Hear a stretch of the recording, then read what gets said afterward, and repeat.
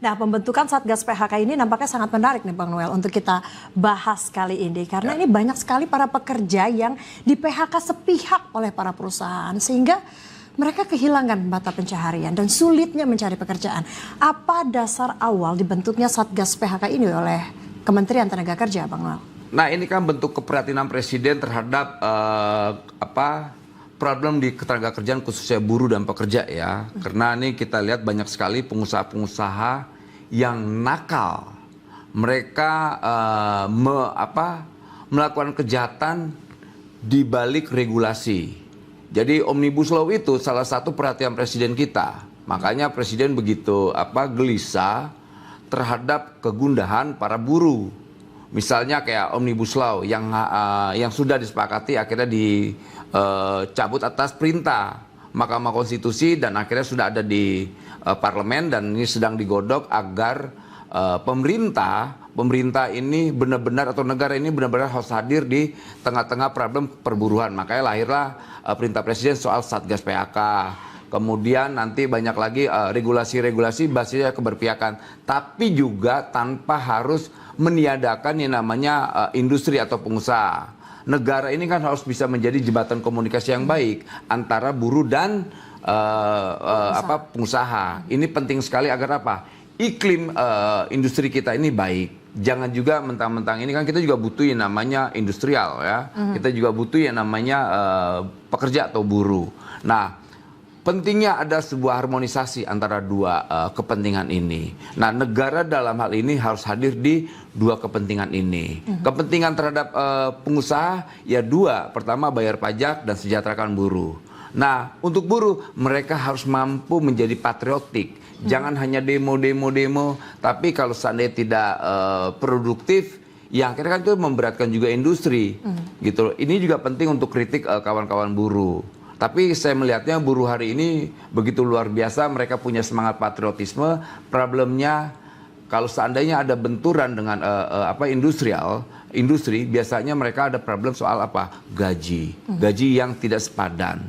Belum lagi jam kerja yang lewat, kemudian mereka tidak digaji dan tidak dibayar. Dan hari ini dengan hadirnya Presiden kita harus mampu menerjemahkan apa keinginan Presiden kita terkait perburuhan. Makanya tadi saya sampaikan di awal, hadir di tengah rakyat, jangan sakiti hati rakyat. Jangan sakiti hati rakyat. Nah, kalau kita bicara mengenai kiprah Bang Noel sebagai Wakil Menteri Tenaga Kerja, Bang Noel ini kan fokus memperjuangkan hak dan kesejahteraan, serta aktif nih melakukan audiensi dengan kelompok pekerja. Bang Noel juga menolak penahanan ijazah karyawan karena melanggar ratifikasi konvensi ILO. Betul. Banyak pihak yang mengecilkan hal ini, tapi apa sih urgensinya Anda tetap turun tangan soal ini? Karena begini, ini menghadapi pelaku usaha yang nakal ini, kalau kita tidak turun tangan langsung, kalau berharap dengan dinas-dinas, lantas buruh, mereka nggak dianggap. Kawan-kawan buruh ketika menghadapi pengusaha, mereka lemah posisinya. Gitu. Begitu juga dengan kawan-kawan dinas, ketika mereka coba ingin menyelesaikan problem ini, itu kan terlalu sangat birokratis. Di sisi lain kita lihat kawan-kawan buruh ingin problem mereka secepatnya diselesaikan karena kan negara ini kan punya instrumen. Punya instrumen hukum yang sebetulnya bisa melindungi hak-hak kaum buruh. Nah, problemnya hari ini kehadiran itu tidak ada. Nah, makanya saya coba untuk turun langsung.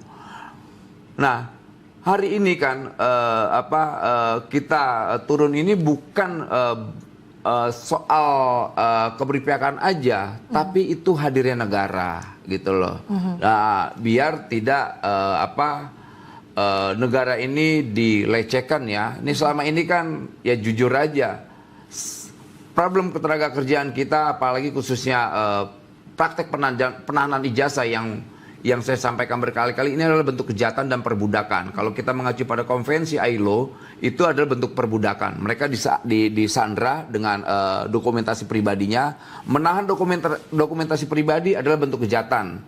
Dalam KUHP itu namanya penggelapan, kemudian meminta tebusan itu juga kejahatan yang di KUHP itu dianggap pemerasan. Makanya memang kebetulan kita tidak ada instrumen hukum yang bisa kita gunakan, ya makanya kita gunakan KUHP, gitu loh. Nah nanti soal EC ini kan itu menjadi permen, menjadi peraturan menteri yang di situ ada sanksinya. Mungkin kita akan gunakan instrumen yang ada, instrumen hukum yang ada, yang pasti dengan hadirnya saya terkait praktek penanaman ijazah ini melegakan beberapa kawan-kawan yang selama ini puluhan tahun yang ijazah ditahan. Betul. Alhamdulillah ini angin segar untuk mereka. Selama ini kan mereka kalau seandainya meminta ijazah atau dokumentasi pribadi mereka ditahan, mereka kan minta tebusan. Nominalnya macam-macam, dari yang paling rendah 2 juta sampai 300 juta. Nah, namanya pekerja, namanya buruh itu logikanya ketika bekerja kan nyari uang, bukan ngebuang uang. Nah kita ngelihatnya praktek kejahatan ini sangat mengganggu sekali. Sangat gitu loh. mengganggu. Maka dari itu seorang Emmanuel Ebenezer, Wakil Menteri Ketenagakerjaan harus turun tangan, membela masyarakat, mewakili negara untuk mendapatkan hak-hak mereka. Dan itu dulu kan orang sanksi terhadap hadirnya saya di Wamenaker. Noel bisa apa ya? Nah hari ini saya lakukan hal ini yang tidak mungkin orang tahu, gitu. Setelah soal praktek penanaman ijazah, saya bikin lagi soal SE, instrumen hukum lagi, soal syarat rekrutmen tenaga kerja yang tidak boleh lagi dibatasi oleh umur dan juga syarat-syarat yang menurut saya itu memberatkan. Misalnya harus perawan lah, ya maaf ya yang perempuan, yang lain-lainnya juga harus belum menikah lah, apa korelasi dalam pekerjaan. Syarat-syarat yang rasanya tidak harus mungkin good itu looking lah, harus tinggi badan apa, gitu loh. Harus dieliminasi. Industri manufaktur ini kan bukan industri olahraga, misalnya untuk main basket memang tinggi harus. Nah ini kan bukan. Namun Bang Noel, hal lain adalah sekarang semakin canggihnya teknologi. Hadirnya artificial intelligence. Di era disrupsi teknologi saat ini sudah banyak lapangan kerja yang tergantikan oleh AI dan robot nih Bang Noel. Apa langkah konkret Pak Wamen dan Kemenaker tentunya untuk mengantisipasi resiko dan meredam dampak negatifnya?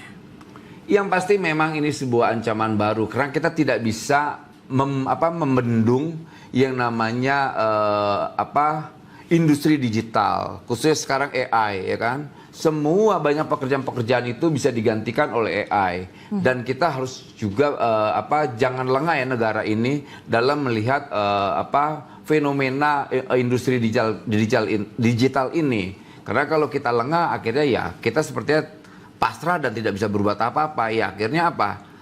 Harapan masyarakat, ekspektasi rakyat terhadap negara itu akhirnya hilang nantinya. Nah makanya kita coba cari solusi-solusi terbaik dalam menghadapi AI. Dan problem ini kan dihadapi juga menjadi persoalan global. Dan waktu saya di ILO sendiri mereka juga cerita banyak negara-negara yang akhirnya ketika berhadapan dengan rezim AI ini mereka juga gamang, bingung juga. Nah, butuh yang namanya ya kita ya negara ini ya. Ini sebuah tantangan kita, nggak boleh kita lengah dan nggak boleh kita juga abai terhadap. Tapi kan harus dijawab dengan langkah konkret ya, dari langkah tenaga konkretnya kerja pertama untuk yang pasti mempersiapkan SDM unggul ini Bang Noel. Udah pasti, itu kita pasti. Makanya BLK kita harus adaptif dengan teknologi yang sekarang. Agar apa? Ketemu dengan kebutuhan industrinya. Gitu, makanya kita nanti coba membuat BLK kita dengan teknologi yang mumpuni dan sesuai dengan kebutuhan industri juga. Tidak hanya coba pakai teknologi yang lama dan sebagainya. Kalau itu kita gunakan juga, ya akhirnya lewat semua kita. Gitu loh. Kan banyak pekerjaan-pekerjaan yang akhirnya nanti ya analisa kita 40% akan tergantikan oleh AI. Dan ini kan mengerikan sekali. Sangat tapi mengerikan. kita nggak boleh lengah juga. Gitu loh. Artinya tidak hanya software aja harus diupdate. Nah, bagaimana salah dengan satunya sederhana manusianya? yang akan tergantikan apa? Host pembaca berita. Waduh. Gitu loh. Iya. Lo cuma AI doang udah bisa pakai GPT atau apa. Itu Nganggur dong nanti nah, saya itu Bang kan Noel. kasihan kan. Nah, kita juga harus coba membuat sepakatan agar problem ini di dunia industri coba tetap menggunakan orang sebenarnya, jangan pakai AI gitu loh. Agar apa? Janganlah jangan lagi nambah angka pengangguran atau angka persoalan lagi yang akhirnya ya kita tidak ada negara, makanya dibutuhkan regulasi yang berpihak kepada rakyatnya. Itulah pentingnya aturan. Itulah Regulasi. pentingnya aturan. Jadi regulasi yang dibentuk oleh pemerintah harus memihak kepada rakyat. Ya. Oke, Bang Noel, kalau koordinasi dengan seluruh stakeholder terkait seperti industri dan serikat pekerja untuk menciptakan iklim yang sehat, adaptif, dan kompetitif. Ya, ini pentingnya komunikasi ya, komunikasi ke para pengusaha, juga stakeholder yang lainnya ya, karena biar gimana pun kan ini harus dikomunikasikan. Tidak boleh problem ini hanya dipikirkan sendiri, kita sendiri. Semua juga harus punya tanggung jawab yang sama. Lembaga-lembaga yang lain, misalnya Kementerian Perindustrian, kemudian lembaga kementerian lainnya, agar problem ini bisa kita atasi bersama, juga dengan serikat-serikat buruh, gitu. Rumusan ini penting karena gini, persoalan buruh ini bukan sekedar ANSI, ini persoalan Kementerian Tenaga Kerja aja. Kan kita ini hanya di hilirnya aja, gitu. Di hulunya kan harus juga kita perhatikan. Iya, gitu kalau loh. terlalu mementingkan peraturan yang pro ke pekerja, lalu nanti dikomplain nih sama para pengusaha, terus mengancam untuk keluar investasi dari Indonesia. Itu gimana caranya? Nah itu makanya kita memberikan sebuah relaksasi, khususnya misalnya kemarin Kak Presiden sudah menyampaikan peraturan-peraturan menteri yang menghambat investasi cabut, peraturan-peraturan teknis yang menghambat juga industri kita cabut, yang pertek-pertek langsung ke saya aja. Itu pernyataan tegas Presiden kita terhadap apa? Peraturan-peraturan atau regulasi-regulasi yang hanya menghambat investasi kita. Betul. Makanya hari ini kita minta kawan-kawan pengusaha, investor silakan berinvestasi dan negara akan melindungi mereka, gitu. Kita akan memberi kartu merah. Makanya misalnya kayak ada ancaman-ancaman, misalnya ormas-ormas, pejabat-pejabat yang minta-minta jatah, pungli-pungli, Nah. izin yang dipersulit, kita lawan. Dilawan semua. Oh kita lawan. Pokoknya laporkan ke Kemenaker, kemudian laporkan ke kepolisian, laporkan ke teknik. Kayak kemana aja di Kolaka. Itu di Kolaka ada investasi, itu di kawasan industri. Kemudian ada pengusaha, sama nih kayak Banten, berwataknya kayak preman. Dia portal itu kawasan, akhirnya mereka minta supaya proyek-proyek yang ada di sini, minyak, solar dan sebagainya beli lewat dia. Ya. Itu kan bentuk pemerasan. Akhirnya kita laporin ke polisi. Ya. Nggak lama langsung ditindak tuh. Artinya aparat penegak hukum kita hari ini luar biasa ya. Di bawah pimpinan Pak Kapolri hari ini dengan ada Barreskrimnya Pak Wahyu. Ini kolaborasi yang luar biasa, nggak lagi ada ego-ego sektoral. Dan ini berkat apa yang dilakukan oleh Presiden kita Pak Prabowo. Semua dikumpulkan, koordinasi, jangan lagi ada Betul. ego Harus sektoral. ada titik temunya, Iya dong. baik itu untuk para buruh, untuk para pengusaha, Iya. dan juga untuk semua stakeholder yang ada di sana. Kalau menyebut nama Bang Noel, ini rasanya nggak sah kalau kita tidak bahas mengenai kontroversi dari seorang Bang Noel. Saat ramai isu brain drain dan hashtag kabur aja dulu, ini viral nih di media sosial. Bang Noel memberikan pernyataan yang sempat kontroversial, kalau mau kabur, kabur aja, gak usah balik lagi. Nah itu konteksnya apa sih Bang, kenapa kok bisa mengeluarkan pernyataan seperti itu? Sebetulnya pernyataan itu bisa saya protes ya, karena pernyataan itu sebetulnya tidak ada wawancara. Tapi saya senang aja dengan akhirnya itu diramaikan dan diviralkan.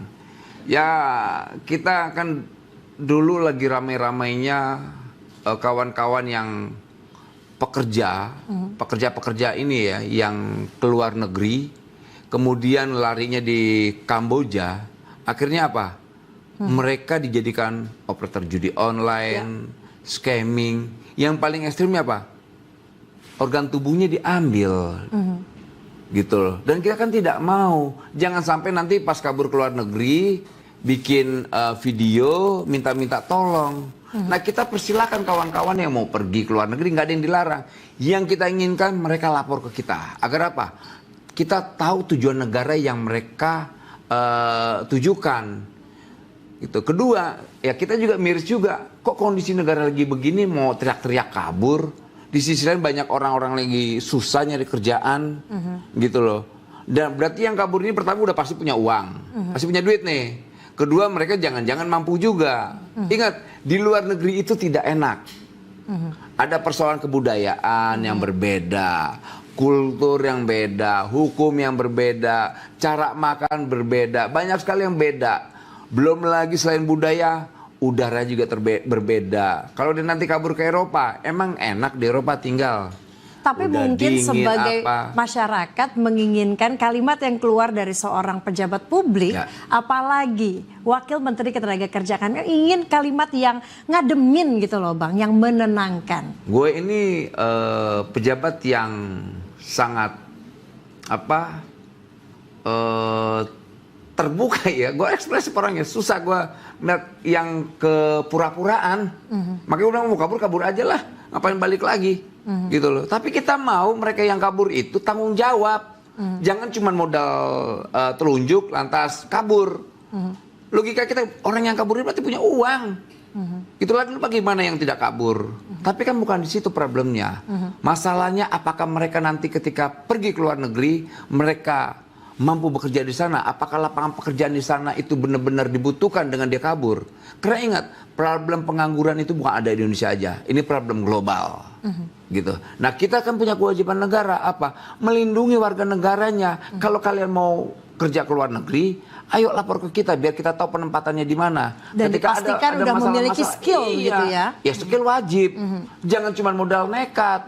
Nanti modal nekat nanti ditangkap dideportasi. Kalau ditangkap sama penegak hukum di negara lain, kalau ditangkap oleh para pedagang manusia gimana? Tapi kan Bang Noel, salah satu alasan kenapa anak-anak muda ini banyak yang ingin kabur aja dulu karena mereka merasa pesimis gitu Bang, dan lebih memilih kerja di luar negeri. Sebenarnya apa sih yang salah dengan ekosistem ketenagakerjaan kita? Ya tadi yang tadi saya sampaikan di awal. Pertama, mereka tidak nyaman dengan regulasi yang ada. Misalnya soal upah, gitu. Kedua, jam kerja yang tidak baik. Seharusnya kerja itu 8 jam, kadang-kadang 12 jam, 4 jamnya itu hilang. Belum lagi regulasi-regulasi yang lainnya. Dan kita kan juga mau regulasi yang menjadi kesepakatan kita antara negara dan industri harus dipatuhi. Nah kadang-kadang digaji bisa 5 juta, ternyata gaji cuma 3 juta, laporan kita 5 juta. Bahkan ketika kita minta laporan keuangannya, ini ada nih perusahaan, pas kita lihat, gila gajinya cuma 2 juta. Nah ini kan kejahatan, gitu loh. Makanya kawan-kawan yang punya tagline-tagline itu ya ini aja coba lebih bisa bersabar karena di pemerintahan Pak Prabowo ini kita semua bekerja. Kita bekerja dengan dengan semangat yang dimiliki oleh presiden kita, yaitu berpihak. Kalau seandainya semua harus dikerjakan dengan cepat, ya kita ini kan bukan pesulap negara ini. Pemerintahnya kabinet kita ini kan kabinet Pak Prabowo ini kan bukan kabinet pesulap. Persoalan itu bus selesai nggak bisa. Semua ada prosesnya. Iya, semua pakai proses gitu loh. Ini aja syukur saya bisa turun ke bawah. Saya tahu problem ketenagakerjaan. Misalnya tadi yang saya sampaikan di awal soal ijazah ditahan lah, rekrutmen tenaga kerja lah. Belum lagi soal regulasi yang menurut saya keji lagi, yang selalu digaungkan oleh beberapa media dan juga tuntutan masyarakat soal angka pengangguran sarjana. Angka pengangguran sarjana itu luar biasa, itu 1 juta. Nganggur itu ternyata ada regulasi yang menghambat mereka untuk tidak bisa bekerja, khususnya di berbicara sarjana farmasi dan sarjana kesehatan lainnya, misalnya dokter. Misalnya ketika mereka lulus S1-nya, mereka wajib melanjutkan lagi jenjang profesinya. Iya. Nah mereka nggak punya duit gimana? Artinya ini ada di regulasi. Nah ini menarik Bang Noel, gaya kepemimpinan Anda ini sering dianggap keras, berani dan belak-belakan. Terakhir Anda juga mengakui bahwa sektor ketenagakerjaan global mengalami tantangan yang cukup besar dengan masih tingginya angka pengangguran di Indonesia. Salah satunya ini karena ulah mafia regulasi. Sebenarnya apa maksudnya sih? Apa yang melatar belakangi gaya Anda seperti itu? Ya gini, selama ini kan kita punya pejabat yang kerjanya sibuknya berbisnis ya. Berbisnis. Jadi peluang-peluang apapun regulasi dijadikan bisnis. Dampaknya apa? Rakyat yang susah. Gitu loh. Rakyat yang susah. Nah ini yang saya sampaikan, mafia-mafia regulasi itu. Gitu loh. Yang akhirnya ya jujur aja, apa yang saya lakukan ini membuat mereka tidak nyaman. Saya tidak peduli dengan ketidaknyamanan itu. Tapi yang pasti saya harus mampu menerjemahkan apa yang menjadi keinginan presiden kita dan juga apa yang diinginkan oleh rakyat kita. Bahwa negara harus hadir. Negara harus hadir. Bang Noel ini kan dulu aktivis. Ya. Pernah nyalek juga. Iya. Sekarang duduk di kursi eksekutif. Iya. Apa yang berubah dan apa yang masih dibawa nih jiwa-jiwa dari aktivis dulu? Apakah memang jiwa keberpihakan terhadap kelompok rentan ini masih menjadi dorongan kuat untuk memperjuangkan hak buruh dan pekerja? Dulu waktu kita menjadi aktivis kan ada sebuah cita-cita. Cita-cita saya tidak berubah. Yang berubah cuma fasilitas. Saya dilayani pakai protokoler, kemudian ada forrider, kemudian ada mobil yang menjadi fasilitas kita yang melekat ya. Cuma itu doang. Yang lainnya saya nggak peduli tuh. Gitu. Yang lainnya kan itu pajak rakyat yang diberikan ke saya. Dan pajak itu harus harus saya gunakan untuk apa? Melayani. Gaji yang saya dapatkan cukup besar. Gitu. Dan gaji itu kan pajak-pajak buruh, semua lah ya. Lantas ketika saya menjadi wakil menteri, tugas saya kan harus menyelesaikan persoalan yang ada di Ketenagakerjaan. Bukan duduk-duduk di balik meja. Makanya hari ini saya kerja terus, masa bodoh. Saya bahkan bisa dikatakan susah ada di kantor karena selalu lebih banyak eksekusi di lapangan. Eksekusi. Oke. Gitu. Dan ini menarik. Aku tapi harus nanya ini. Kenapa hari ini pakai baju one piece? Karena hari ini banyak orang nih ya tiba-tiba begitu resisten dengan ekspresi kawan-kawan anak Gen Z dan yang lainnya terhadap bendera One Piece. Padahal One Piece itu ekspresi anak-anak muda yang kecewa terhadap pengelolaan negara yang ugal-ugalan. Tapi sebetulnya di pemerintah Pak Prabowo ini kan semangat bekerjanya kan luar biasa. Tapi nggak apa-apa. Ekspresi ini menjadi tantangan untuk kita. Tapi jujur saya tidak akan pernah resisten. Karena saya yakin sekali mereka yang menggaungkan bendera One Piece itu masih mencintai merah putih. Masih mencintai merah putih. Sangat Ya hanya mencintai. bentuk ekspresi. Iya. Karena mereka kritik yang disampaikan melalui kreativitas. Yang akhirnya itu menjadi semangat. Karena gini, One Piece itu kan soal cerita-cerita. Bangsa ini juga lahir dari sebuah cerita-cerita. Bahkan kita balik lagi, keyakinan kita, agama kita juga dari sebuah cerita-cerita. Cerita Nabi A, Nabi B. Cerita tentang ketuhanan Tuhan itu diterjemahkan seperti ini. Jadi pemerintah ini harus... Kenapa kita harus alergi dengan cerita-cerita? Ya. Gitu loh. Misalnya, wah merah putih harus di atas bendera. Memang kita udah kesepakatan itu. Dan itu kawan-kawan ini tahu itu banget. Tapi biarkan mereka melakukan ekspresi mereka. Mereka kehilangan kok nih, bangsa ini kehilangan solidaritas, kebersamaan, kerakyatan. Dan apa yang diceritakan One Piece itu sebetulnya sudah dilakukan oleh siapa? Presiden kita. Soal apa? Misalnya cerita dalam One Piece mereka benci sekali ada yang namanya kelaparan. Pak Prabowo bicara apa? Bagaimana menciptakan makan bergizi gratis. One Piece marah ketika ada yang namanya anak tidak mendapatkan makanan. Dia bikin makanan bergizi gratis juga untuk apa? Anak-anak yang sekolah. Di mana oligarki yang begitu rakusnya merampas tambang-tambang kita. Pak Prabowo menyita berapa? Berapa juta hektar tanah tambang yang disita oleh negara hari ini? Jutaan tuh.